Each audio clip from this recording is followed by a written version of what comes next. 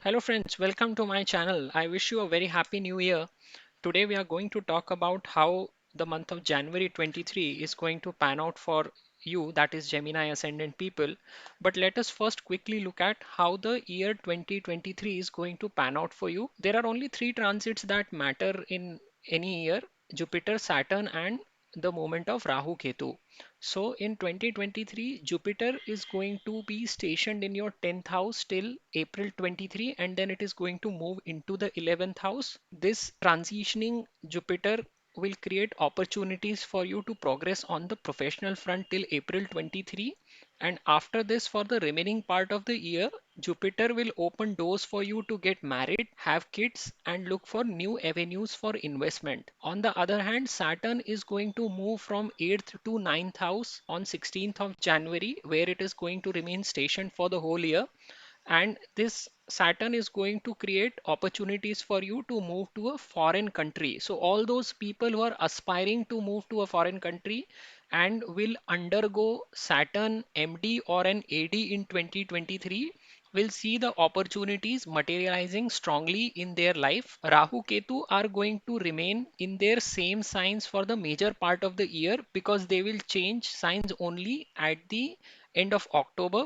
So we are going to have a look at them as and when they move. Gemini ascendant, all of you love to talk and you do very well in the professions that involve talking, like a public or a religious speaker, communications, marketing, or in public relations, and you will do really well in a profession or in a sector that involves any kind of a communication. Now for January 23, Sun and Mercury are going to combine in the 7th house, and that means you are going to get a big opportunity in the business in the month of January. If you want to start any new work in partnership, then also this is an exceptionally good time to start your partnership. From 29th of December to 20th of January, you are also going to experience a lot of mental peace and domestic happiness. So month of January is very good for your mental happiness. Jupiter is the lord of the 7th house and 10th house and is currently transitioning through the 10th, which again creates a very good signs for your progress in business. So people who do not consume non-vegetarian, this Jupiter benefits such people at their workplace.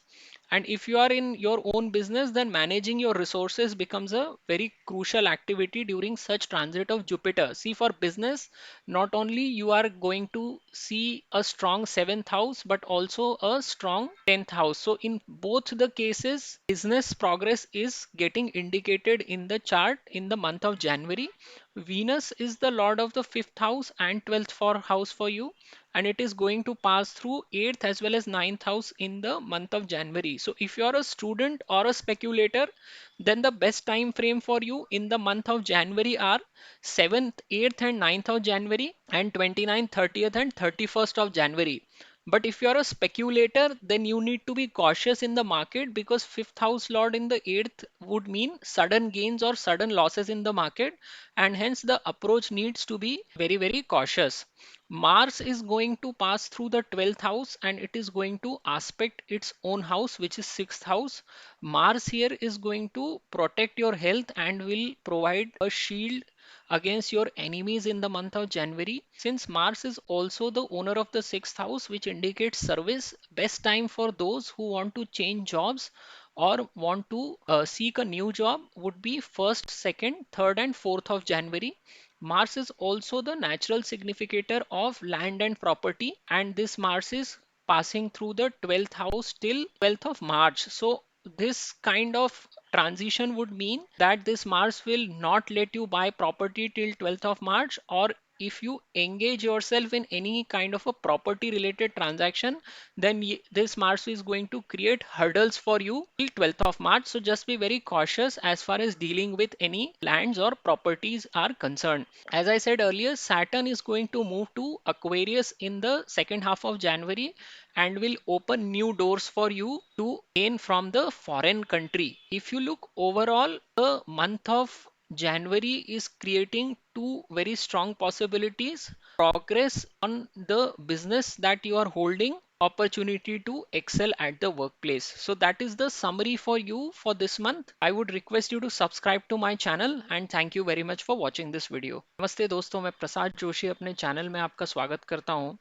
आज हम जानने की कोशिश कर रहे हैं कि मिथुन लग्न वालों के लिए जनवरी 2023 का महीना कैसे निकलेगा। सबसे पहले मैं आपको नववर्ष की शुभकामनाएं देता हूं। हम अभी जनवरी 2023 का प्रेडिक्शन देखें उसके पहले हम लोग एक क्विक नज़र डालते हैं कि ये साल आपके लिए कैसे निकलेगा।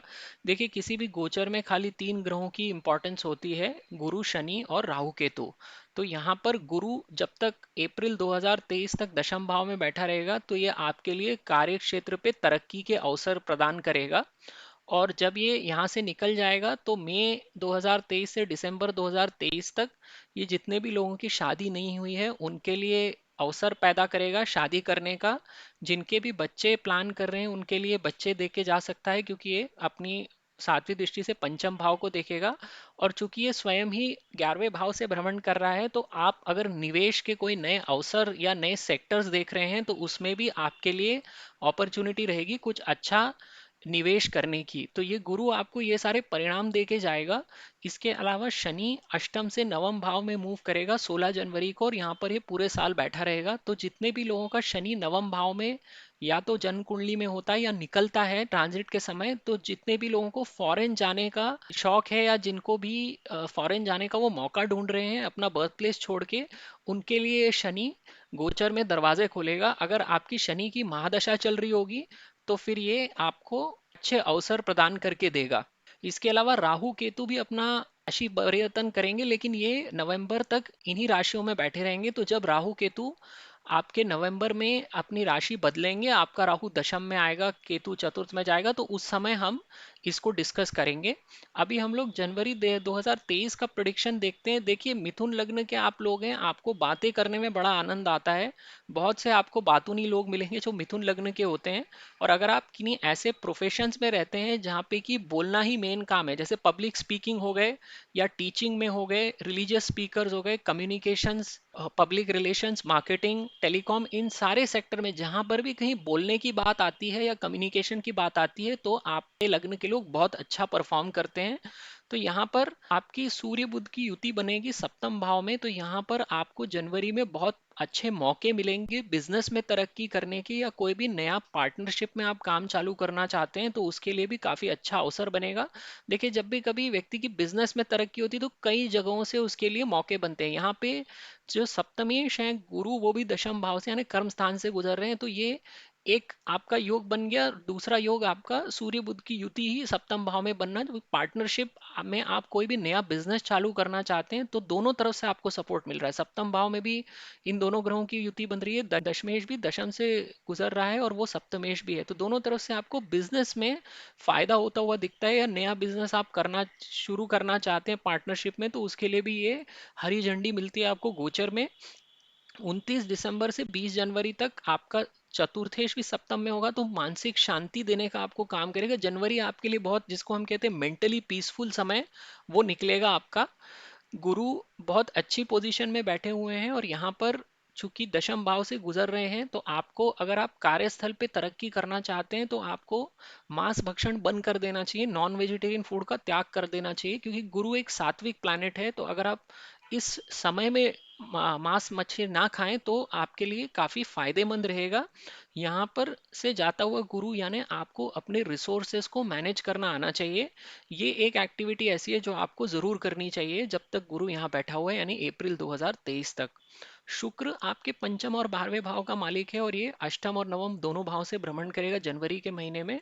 तो यहाँ पे अगर आप विद्यार्थी हैं, आर्टिस्ट हैं या फिर आप स्पेक्यूलेटर हैं तो जो सबसे अच्छा समय आपके लिए जनवरी में है वो है 7, 8 और 9 जनवरी और 29, 30 और 31 जनवरी।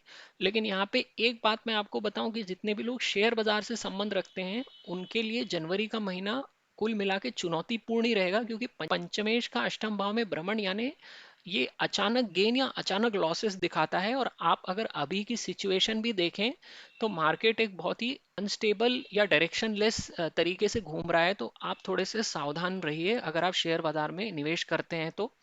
मंगल आपके 12वें भाव में से भ्रमण कर रहा है और ये यहाँ 12 मार्च तक बैठा रहेगा।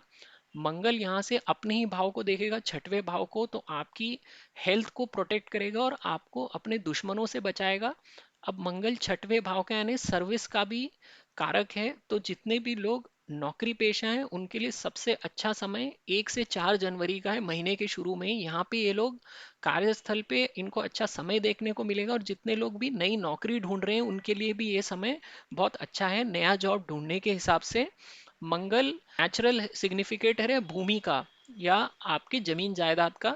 तो यहाँ पे चूंकि ये 12वें भाव से भ्रमण कर रहा है और 12 मार्च तक ये यहीं बैठा रहेगा, तो जितने भी लोग प्रॉपर्टी में डैबल करते हैं या जिनका भी घर या जमीन खरीदने का काम है, उनके लिए ये मंगल यहाँ पे अड़चन पैदा करेगा। और आपका ये जिसको ट्रांजैक्शन पूरा करना कहते हैं वो ये होने नहीं देगा। तो आपको 12 मार्च तक रुके रहना है। अगर कोई भी इन्वेस्टमेंट करने का आप सोच रहे हैं प्रॉपर्टी में या जमीन में, तो रुक जाइए, 12 मार्च के बाद ही इस मामले में आगे बढ़िए। जैसा मैंने आपको शुरू में बताया था, शनि 16 जनवरी से 9वें भाव में आ जाएंगे। तो अगर आपकी शनि की ही महादशा चल रही है इस समय में, और अगर आप फॉरेन जाने का मौका ढूंढ रहे हैं, तो ये शनि आपको लिए बाहर जाने के दरवाजे खोल के देगा, और आप देखेंगे कि आप वहां पर तरक्की भी कर सकेंगे। तो अगर आप कुल मिला के देखेंगे तो ये महीने में आपको बिजनेस में तरक्की बहुत ही स्ट्रांगली दिखती है। और ये चतुर्थेश का सप्तम भाव में बैठना यानी आपको मानसिक शांति भी देने का काम आपका लग्नेश करके देगा। तो ये आपका समरी है इस महीने का। आपको मेरा वीडियो पसंद आए तो मेरे चैनल को ज़रूर सब्सक्राइब कीजिए। ये वीडियो देखने के लिए आपका बहुत बहुत धन्यवाद।